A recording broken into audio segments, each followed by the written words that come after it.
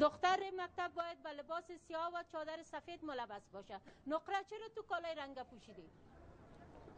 مدیره چی علتش است بچه؟ مدیره سر ما پدر مگه من لباسای سیاه بپوشم دو میزنم مرا نمیمونه مکتب بریم. چرا نمیمونه بچه؟ نه مرا اجازه نداده که من مکتب باید بریم. دختر یا زن باید مکتب نخوانه. چرا نخوانه؟ بشینه. از طرف وزارت معرف بر ما اطلاعیه آمده که در ارتباط به اینکه کدام شاگرد میخواید در آینده کدام رشته را انتخاب کنه و در آینده میخواید چی شود.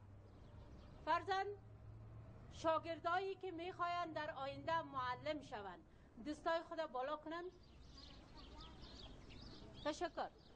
دستایتان پایان میکنین و حال نوبت میرسه و شاگردایی که در آینده میخواین انجینیر شوند لطفاً به جای خود استاده میشن.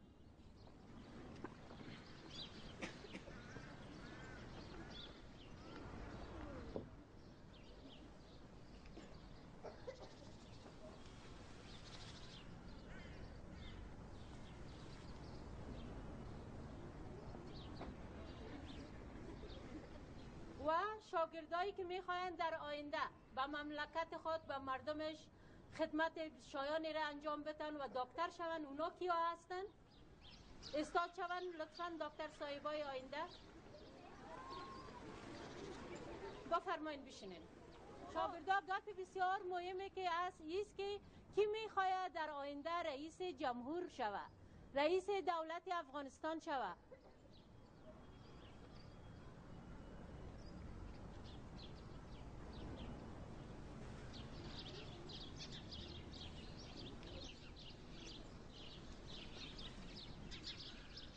شاباس.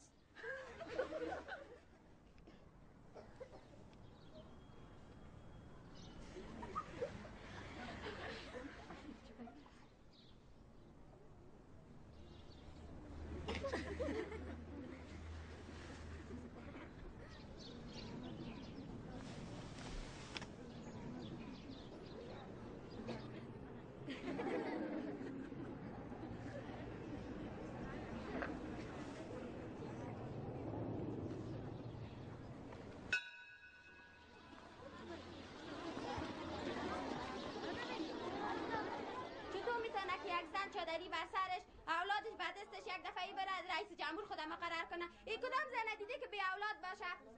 تو میدانی که اولاد در دست امیال چادری در سر یک دفعه خود رئیس جمهور مقرر کنی؟ زن افغان لیاقت داره و رئیس جمهور شدنی است. میشه چادری اولاد تا ابد برادر نمیمونه. چادری هم از بین میره، اولادم تا آخر نیاخت بزرگ میشه. فهمیدی؟ تو اصلا تاریخ مطالعه نکردی. در تاریخ یک دفعه تاریخ مطالعه کن تو از تاریخ چی میشنوی. فهمیدی؟ تو را که مادرت نمیمانه و پدرت نمیمانه از بگیر پدر تو میترسی میایی پت کدکت کالای رنگید میایی به مکتب. چطور حالا میتونی یک دفعه بری رئیس جمهور خود مقرر کنی؟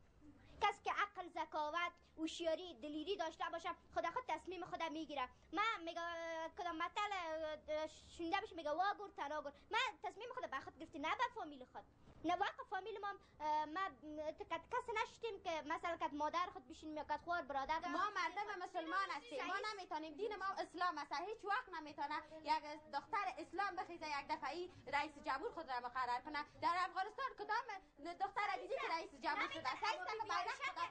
بیبی عایشه که زن بیبی عایشه که زن حضرت بیبی عایشه نمیشه. بیبی عایشه نمیشه. مرد میتونه که رئیس جمهور شه اما زن نمیتونه. اینا ما بدبخته. اگر من پدر خود از دست دادم، اگر برادرای خود از دستم، از دست حکومت مرد شد، از دست حکومت زن نشد.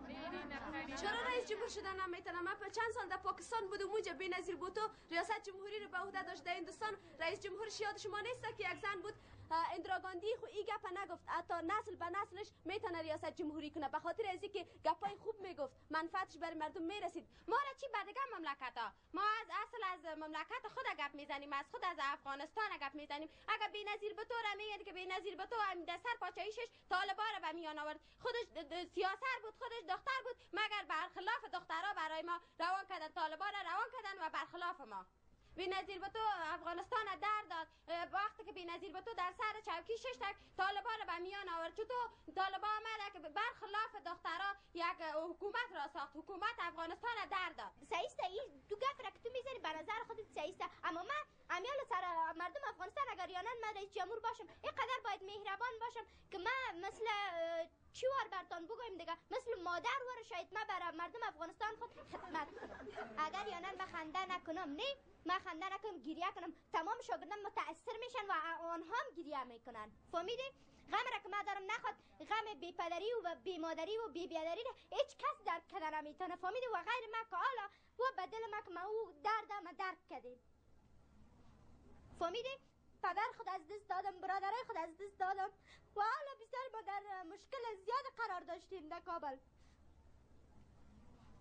من ظلم که سر زنان افغانستان بود، ظلم که مثلا زنایی که وظیفه داشت کلش از درس تعلیم، زنا وظیفه چارچوب خانه نشستن و هیچ کار برشان زمینه مساعد نشد که کار کنن. ظلم را که زنا دیدن، ظلم را که دخترای افغانستان دیدن، بخصوصا ما خود ما از درس تعلیم پس ماندیم. اگر یانن طالبات افغانستان نمی بود ما صنف نوع مکتب می بودیم.